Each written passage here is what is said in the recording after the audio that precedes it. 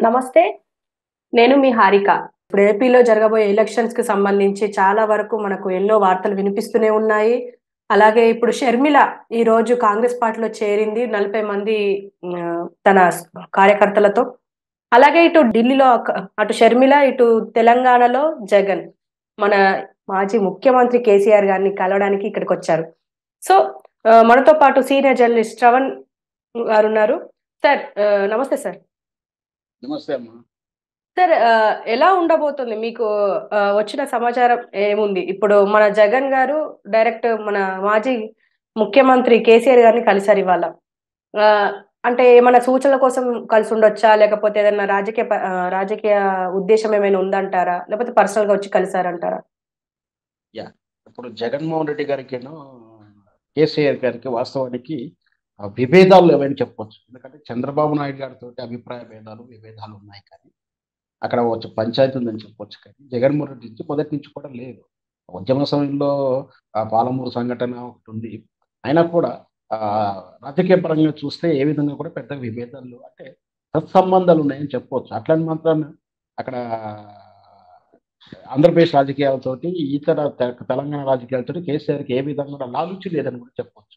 వాస్తవానికి వీళ్ళ మధ్య అండర్‌స్టాండింగ్ ఉంది. వీళ్ళ మధ్య అదుంది అని చెప్పి ఎన్నికల ముందు ప్రచారం కూడా జరిగింది. వాస్తవానికి ఇక్కడ ఏం లేకుండా ఒక 2 రాష్ట్ర ముఖ్యమంత్రులుగా 2 పదవుల్లో ఉన్నప్పుడు వాళ్ళ మధ్య ఒక స్నేహపూర్వకమైన అనుబంధమే ఉంటుంది. లేదా స ఈ 2 రాష్ట్రాల ప్రతినిధులుగానే వాళ్ళ మధ్య స్నేహం జరుగుతూ ఉంటుంది. సో, ఆ విధంగా చూషినా, లేదా ఏ విధంగా చూసినా జగన్మోహన్ రెడ్డి గారికి, కేసీఆర్‌కి మంచి సంబంధాలున్నాయని చెప్పొచ్చు. అయితే అనుకోకుండా జరిగినటువంటి ఎన్నికల్లో కేసీఆర్ గారు బీఆర్ఎస్ పార్టీ ఓడిపోయినా, మాజీ ముఖ్యమంత్రి అయినా, ఆయన వ్యక్తిగతంగా అనారోగ్యం అంటే హెల్త్ ఇల్‌నెస్సే కదా! అనుకోకుండా ప్రమాదవశాత్తు జరిగినటువంటి ఆ బోన్ ఫ్రాక్చర్ తోటి కొంచెం ఓడిపోవడం ఒక సానుభూతి. రెండోది అక్కడ జరిగినటువంటి హెల్త్‌నెస్‌లో గూడా జరిగింది కాబట్టి, తనకున్నటువంటి మర్యాదపూర్వకమైనటువంటి స్నేహం దృష్ట్యా ఒక రాష్ట్ర ప్రతినిధిగా అంటే నైబర్‌హుడ్డే. పైగా మన దాయాదులు అని కూడా చెప్పొచ్చు. ఎందుకంటే మన మన స్టేట్ నుంచి ఆ స్టేట్ నుంచి మనం విడిపోయాం. లేదా మన స్టేట్ నుంచి అది విడిపోయి ఉన్నాయి. సో, మర్యాదపూర్వకంగా జరిగినటువంటి పరామర్శగా చూడొచ్చు. అయినప్పటికీ మరి రాజకీయ చర్చలు జరగలేదా? జరగవా? ప్రస్తావన రాదా? అంటే ఖచ్చితంగా వచ్చి ఉంటుంది. ఎందుకంటే ఇంత చేసినా మీరు ఓడిపోవడాన్ని మీకు బహుశా మనం వినలేదు కానీ ఈ విధంగానే చర్చ జరిగుండొచ్చు. మీరు ఇన్ని చేసినా కూడా మీలాంటి అంటే ఒక కేసీఆర్ లాంటి మహా ఉద్ధరుడినే ప్రజలు తిరస్కరించారు అంటే ఏంటి పల్స్ ఎలా ఉండబోతున్నాయి? భవిష్యత్తులో నా పరిస్థితి ఎలా ఉంది? నాకు కూడా ఇక్కడ రాష్ట్రంలో కొంతమంది మీద స్థానిక ఎమ్మెల్యేల మీద నెగెటివ్ ఉంది. సో, ఇక్కడ కేసీఆర్ నెగెటివ్ ఎమ్మెల్యే మీద వల్ల ఓడిపోయాడని బాగా ప్రచారం ఉంది కాబట్టి, దీనికి తగ్గట్టుటువంటి చర్చలు అంటే ఇప్పుడు మీరు మార్చకపోవడం వల్ల ఓడిపోయాను. అదే విషయం కాబట్టి నేను మార్చాలని ప్రయత్నం చేస్తుంటే ఓడిపోతానా? గెలుస్తానా? ఇవన్నీ కూడా చర్చ జరిగి ఉండవచ్చు. జరుగుతాయి కూడా. జరగలేదని మనం చెప్పలేము. జరగదు అని కూడా మనం చెప్పలేము. మొత్తం మీద ఒక వ్యక్తిగతమైనటువంటి స్నేహం, రాజకీయపరమైన చర్చ, వెరసికి 2 రాష్ట్ర ప్రతినిధులుగా మాట్లాడుకున్నారని చెప్పవచ్చు అంతవరకు. ఇకపోతే మీరు చెప్పినట్టు షర్మిల రాజకీయం కూడా ఉంది. అయితే అయితే ఇప్పుడు ప్రస్తుతం సీఎం జగన్ 2 లిస్టులు విడుదల చేశారు. అందులో భాగంగా 5గురు సీనియర్ నాయకుల్ని కాకుండా వారి వారసుల్ని తీసుకొచ్చారు. ఎలా ఉండబోతుంది? అంటే ఇదంతా కొత్త వాళ్ళని తీసుకొచ్చి ఉంచబోతున్నారు ఎమ్మెల్యే క్యాండిడేట్‌లుగా. అలాగే నియోజకవర్గాలను కూడా మార్చారు. ఎంపీ క్యాండిడేట్‌లను తీసి ఎమ్మెల్యే క్యాండిడేట్‌లుగా తీసుకొచ్చారు. ఎలా ఉండబోతుంది? అసలు అంటే ఏదైనా భయంతో చేస్తున్నారా? లేకపోతే స్ట్రాటజీయా ఇదేమైనా? ఖచ్చితంగా అది స్ట్రాటజీ అండ్ భయం 2 ఉన్నాయి దాంట్లో. ఎందుకంటే ఇక్కడ స్పష్టంగా ఇప్పుడు మనం చెప్పుకున్నట్టే కేసీఆర్ దగ్గర అక్కడ స్థానిక సిట్టింగ్ ఎమ్మెల్యేలు, సిట్టింగ్ ఇన్‌చార్జ్‌ల వల్లనే ఓడిపోయారు. కేసీఆర్ మీద ఎంత విమర్శించినా కేసీఆర్‌ని ఓడగొట్టాలన్న ఆలోచన ఎవరికీ లేదు. ప్రజల్లోకి లేదు. ఆ విషయం గెలిచిన ప్రతినిధులు కూడా అదే చెప్తారు. కేవలం ఆ లోకల్‌లో ఉన్నటువంటి వ్యతిరేకత బాగా పనిచేసింది. కొన్ని ప్రాపగండాలు పనిచేశాయి. సో, ఆ తప్పును దిద్దుకునే ప్రయత్నంలో జగన్మోహన్ రెడ్డి గారు ఎవరెవరి మీదైతే అనుమానం ఉందో, ఎవరెవరి మీదైతే వ్యక్తిగతంగా వ్య వ్యతిరేకత ఉందో వాళ్ళని మారుస్తూ, ఆ మార్పులో 2 రకాలు చేస్తున్నారు. పూర్తిగా అతను మార్చేసి, అతని స్థానంలో కొత్త వాళ్ళని పెట్టుకోవడం అనేది ఒక చాయిస్. రెండవదంటే ఆ వ్యక్తులను మారుస్తున్నప్పుడు అతని నుంచి వ్యతిరేకత రాకుండా, లేదా ఆ వర్గాన్ని పూర్తిగా కోల్పోకుండా వాళ్ళ వారసుల్లో అంటే ఇక్కడ క్యాండిడేట్ మార్చినట్టుగా కనిపిస్తుంటుంది ప్రజలకు. ఆ వారసులు ఉండడం వల్ల, ఆ కుటుంబ వ్యక్తులు, వాళ్ళ వాళ్ళ బంధువులు ఉండడం వల్ల కూడా ఆ నాయకుడికి అన్యాయం చేసిన ఫీలింగ్ కూడా ఉండరేమో అనేసి చేస్తున్నారు. అయినప్పటికీ కొందరు అసంతృప్తి ఉన్నారు. కొందరు మనం చూసాం. ఇన్ఛార్జ్ పదవి మార్చేటప్పుడు దుఃఖిస్తూ కూడా అవును. స్టేజ్ మీద అర్థతో ఏడుస్తూ కూడా పదవిని ట్రాన్స్‌ఫర్ చేయాల్సిన పరిస్థితులున్నాయి. అయితే ఇక్కడ గెలిపే పరమావధి కోసం వాళ్ళు త్యాగాలు చేయాలని చెప్తున్నా, అందరూ త్యాగం చేసినట్టు కనిపిస్తున్నాయి. అందరూ కూడా అసంతృప్తిలో ఉంటారు. ఎంతవారైనా సరే అసంతృప్తిలో ఉంటారు. ఈ అసంతృప్తిలో కొందరేమో ఓపిక పట్టేవాళ్ళుంటారు. కొందరేమో ఇతర పార్టీలకు మారేవాళ్ళుంటారు. ఈ ఇతర పార్టీలు మారినప్పుడు ఖచ్చితంగా దాని తాలూకు నష్టమైతే ఆ పార్టీకైతే ఉంటుంది. అంటే ఈ జగన్మోహన్ రెడ్డి పార్టీకి ఉంటుంది. ఈ పార్టీ ఈ నష్టం ఏ మేరకు ఉంటుంది అంటే, వాళ్ళు అదే పార్టీలో కొనసాగితే నష్టం ఎక్కువనా? వాళ్ళు బయటికి వెళ్ళిన తర్వాత జరిగే నష్టం ఎక్కువనా? ఈ ఈ తూకం బట్టి, ఈ వేరియేషన్ బట్టి జగన్మోహన్ రెడ్డి ధైర్యం స్టెప్ డెసిషన్ తీసుకుంటాడు. ఈ వేరియేషన్‌ని తప్పు అంచనా ఏస్తే జగన్మోహన్ రెడ్డికి నష్టం ఎక్కువగా జరగబోతుంది రాబోయే ఎన్నికల్లో. లేదు వేరియేషన్ కరెక్ట్‌గా ఎస్టిమేషన్ ఏసినట్టు ఆయనే సక్సెస్ అవుతాడు. ఆయన సక్సెస్ అండ్ మీన్స్ అంటే ఆయన మార్పు వల్ల ఆయనకే ప్రయోజనం ఉంటే ఆయనే మళ్ళీ గెలుస్తారని కూడా చెప్పొచ్చు. ఒకవేళ ఎస్టిమేషన్ రానైతే మాత్రం ఇక బీఆర్ఎస్ పార్టీలో కేసీఆర్ ఓడిపోయినట్టు మళ్ళీ ఆయన ఓడిపోతారు. సో, అసంతృప్తి గురించి మనం మాట్లాడుకున్నాం గాబట్టి, ఒక దళిత ఎమ్మెల్యే దళితులంటే అంత చిన్న చూపా అని చెప్పేసి సీఎం జగన్ అన్నారు. అది ఎంతవరకు నిజం? అంటే దళితులంటే చిన్న చూపుగానే చూస్తారంటారా?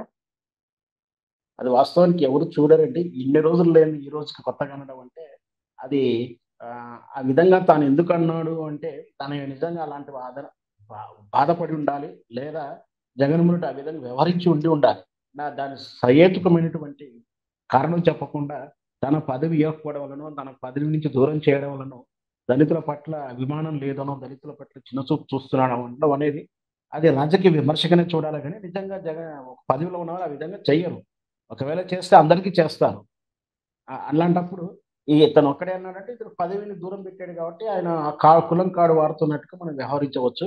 అంటే దాని వెనక ఉన్నట్టు ఆయన ఏదైతే ఆరోపిస్తున్నాడో దాని తగినటువంటి ఆరోపణ మీద పూర్తి సాక్ష్యం గాని, పలానా సంఘటన వల్ల కే జగన్మోహన్ రెడ్డి దళితుల మీద చిన్న చూపు చూస్తున్నాడు అని చెప్పాలి. అలా చెప్పకుండా తన పదవి పోవడం వల్లనే దళితుల మీద చిన్న చూపు చూడడం అంటే అది కాదు. ఎందుకంటే ఇత ఆ స్థానంలో ఇంకో దళితుడిని కూడా పుల్ చేస్తాడు. అంత మాత్రాన మళ్ళా ఏదో దళితులకు ఆయన త్యాగం చేసినట్టు కాదు. అది రాజకీయ పార్టీ కాబట్టి గెలిపే పరమావధిగా పనిచేస్తుంటారు.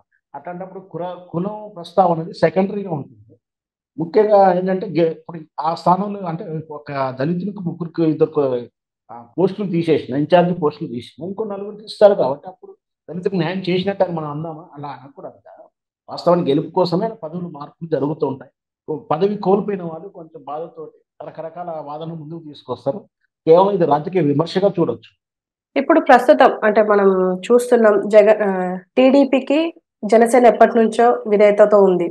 ఇప్పుడు బీజేపీని కూడా తీసుకొస్తది అని జెప్పేసి నడుస్తుంది. ఒక టాక్ నడుస్తుంది.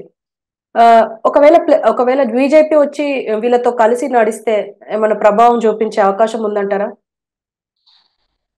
పెద్దగా ఏముండదండి. అది బీజేపీ పార్టీ ఆంధ్రప్రదేశ్‌లో శూన్యం.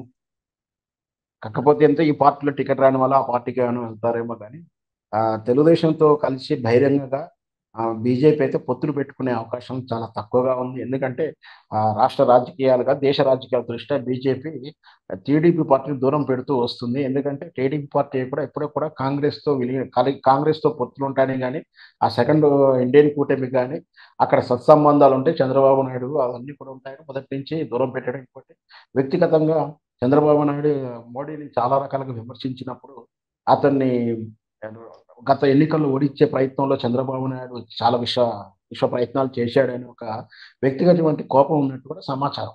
సో, దానివల్ల బీజేపీ, తెలుగుదేశం కలిసి పనిచేస్తుందనేది మనం అనుకోలేమండి. ఇప్పుడు ఇంకోటేంటంటే రాజకీయాల్లో శాశ్వత శత్రువులు, శాశ్వత మిత్రులు ఉండవు కాబట్టి భవిష్యత్తు ఎన్నికల్లో కలిసి పనిచేస్తది. పెద్దగా ఎవరికీ బీజేపీ వీళ్ళతో కలిసిన నష్టం లేదు, కలవకుండా నష్టం లేదు. అది ఎందుకంటే ఆడ బీజేపీ ఆంధ్రప్రదేశ్‌లో ఎన్నికల ఓట్ల శాతం తక్కువగా ఉంది. అంత ప్రభావం చూడకపోవచ్చని నా అభిప్రాయం. Okay sir. సో, ఇప్పుడు వైఎస్ జగన్ ఇప్పుడు ఏ విధంగా వెళ్తే ఇప్పుడు ఆల్రెడీ చాలా వ్యతిరేకత ఉంది. అంటే ఐటీ మినిస్టర్ ద్వారా అయ్యుండొచ్చు. లేకపోతే ఇప్పుడు నిన్న పబ్‌లో రోజా డాన్స్ ఏసింది అని జెప్పేసి అదొక వైరల్ అవుతుంది. ఇలా ఇవన్నిటిని ఎలా అధిగమించి వెళ్తారనుకుంటున్నారు మీరు? ఖచ్చితంగా ఏ పార్టీకైనా అధికారంలో ఉన్నప్పుడు ఖచ్చితంగా వ్యతిరేకత ఏదో రూపంలో ఉంటూనే ఉంటుంది.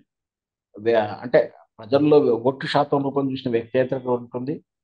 ద్వితీయ శ్రేణి లేదా తృతీయ శ్రేణి నాయకుల్లో కూడా అసంతృప్తి ఉంటుంది. ఎందుకంటే పార్టీ కోసం పని చేయడమే కాదు, పార్టీ నుంచి బెనిఫిట్స్ పొందడానికి కొందరు ఉంటారు. ఎందుకంటే కాంట్రాక్టులు పొందడానికో, ఫైరవలు పొందడానికో, లేదా రకరకాల ఇతరత్ర కబ్జాల విషయంలో గానీ, ప్రభుత్వం ద్వారా బెనిఫిట్ పొందాలని చూస్తుంటారు. వాళ్ళకు పనులు కానప్పుడు, వాళ్ళ పని కానప్పుడు ఇట్లాంటి వ్యతిరేకతను కూడా క్రియేట్ చేస్తుంటారు. సో, ఇప్పుడు మనకు కనిపించేదంతా కూడా అలాంటి వ్యతిరేకత. ఈ వ్యతిరేకత వేరు, ప్రజల నుంచి ఓట్ల రూపంలో ఉన్న గ్రామీణ స్థాయిలో ఉన్న ఓట్ల వ్యతిరేకత వేరు. గ్రామీణ స్థాయిలో ఇప్పుడున్న సమాచారం వరకైతే పూర్తి స్థాయి వ్యతిరేకత లేదు. కొన్ని బెనిఫిషియరీస్ ప్రతి ఇంటికి వెళ్ళడం వల్ల మళ్ళీ రాబోయే ప్రభుత్వం, కొత్త ప్రభుత్వం వస్తే ఈ పథకాలు ఉండవు. సో, ఇక్కడ తెలంగాణలో కూడా అదే జరుగుతుంది. పథకాలన్నీ కూడా అమలు కావట్లేదు కూడా దీని ఎగ్జాంపుల్ అక్కడ చూసుకుంటారు. సో, కాబట్టి ఈ ఓట్లలో ఓటర్ ఏసే ఓటు ద్వారా వ్యతిరేకత ఉంటే క జగన్‌మోహన్ రెడ్డికి ఇబ్బందవుతుంది కానీ, ఈ నాయకుల ద్వారా గానీ, ఇక్కడ మీడియా ద్వారా గానీ, సోషల్ మీడియా ద్వారా గానీ, మీరు చెప్పినట్టు రోజా అట్లా డాన్స్ చేయడం వల్ల ఆ వ్యతిరేకతను కేవలం డిబేటబుల్ చర్చించుకోవడానికో, కామెంట్ చేయడానికో, ట్రోల్ చేయడానికో పనికొస్తున్నాయి కానీ, ఓట్ల శాతంలో డిసైడ్ ఫ్యాక్టర్ చేసే అంశం కాదు. ఈ విషయంలో జగన్‌మోహన్ రెడ్డి అందుకనే పథకాల మీద పథకాలు, కొత్త సంక్షేమ పథకాల రూపంలో ప్రజల వద్దకు తీసుకొస్తూ ఈవెన్ ఈరోజు షార్ట్ పేలినటువంటి ఫ్రీ బస్సు కూడా రేపు సంక్రాంతి నుంచి ఆంధ్రప్రదేశ్‌లో కూడా ఉచిత బస్సు స్కీమ్‌ను ప్రవేశపెట్టబోతున్నట్టు కూడా అధికారికంగా కాకుండా ప్రస్తుతానికైతే మనకు సమాచారం అందుతుంది. సో, అధికారికంగా సంక్రాంతి తర్వాత కూడా అది అమలు చేసే అవకాశాలున్నాయి. అంటే ప్రతి పథకాన్ని ప్రజలకు చేరవేయడానికి వాళ్ళ వాలంటరీ వ్యవస్థను పెట్టుకున్నాడు. వాళ్ళని నమ్ముకున్నాడు. దానివల్ల కొంచెం పాజిటివ్‌లో ఉంది గానీ పూర్తి స్థాయి వ్యతిరేకత లేదని చెప్పొచ్చు.